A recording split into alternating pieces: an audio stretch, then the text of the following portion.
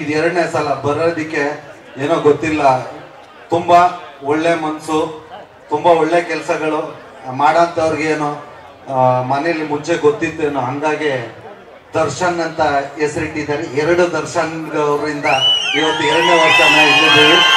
ಒಂದು ನಮ್ಮ ದರ್ಶನ್ ಪುಟ್ಟಣ್ಣಯವರು, ಇನ್ನೊಂದು ನಮ್ಮ ಡಿ ಬಾಸ್ ದರ್ಶನ್ ರವರು. ಅವ್ರು ನೋಡ್ರಿ ಇವತ್ತು ಅವರು ಬರಕ್ಕಾಗಿಲ್ಲ ಅಂತ, ಅವ್ರು ನೀವು ಇದೇ ಮೊದಲು ನಮ್ಮ ವಿಜಯಕ್ಕ ಅವ್ರನ್ನ ನೀವು ಯಾವ್ದಾರು ಇದರ ವೇದಿಕೆ ಕಾರ್ಯಕ್ರಮದಲ್ಲಿ ನೋಡ್ತಾ ಇರೋದು, ಎಲ್ಲೂ ಹೋಗಿಲ್ಲ.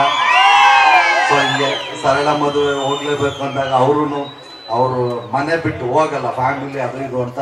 ಬಟ್ ಇನ್ನೊಂದು ಆಶೀರ್ವಾದ ಅವ್ರ ಕಡೆಯಿಂದ ಆಗ್ಲಿ ಅಂತ ಬಂದಿದ್ದಾರೆ. ಈ ಥರದ್ದು ಒಳ್ಳೆ ಕೆಲಸಕ್ಕೆ ದರ್ಶನ್ ಸರ್ ಜೊತೆ ಕೈ ಜೋಡಿಸ್ಕೊಂಡು ಇನ್ನೂ ಒಂದಷ್ಟು ಸಮಾಜಮುಖಿಗಳ ಕೆಲಸಗಳನ್ನು ಮಾಡ್ರಿ. ಹಂಗೆ ನಮಗೆ ಧನ್ವೀರ್ ಬ್ರೋನು ಇದ್ರೆ ಈ ಥರದ್ದು ಒಬ್ಬ ಸ್ನೇಹಿತ ಇರಬೇಕು ಅಂತ ನಿಜವಾಗ್ಲೂ ತೋರಿಸ್ಕೊಟ್ಟವ್ರು ಅವರು. ಇವತ್ತು ಅವರು ಎಲ್ಲ ಮದುವೆ ಆಗಿರೋ ಟೈಮು ಇನ್ನು ಮುಂದಕ್ಕೆ ಚೆನ್ನಾಗಿರ್ಲಿ ಅಂತ ಅವ್ರಿಗೆಲ್ಲರಿಗೂ ವಾಚ್ ಕೊಟ್ಟಿದ್ದಾರೆ.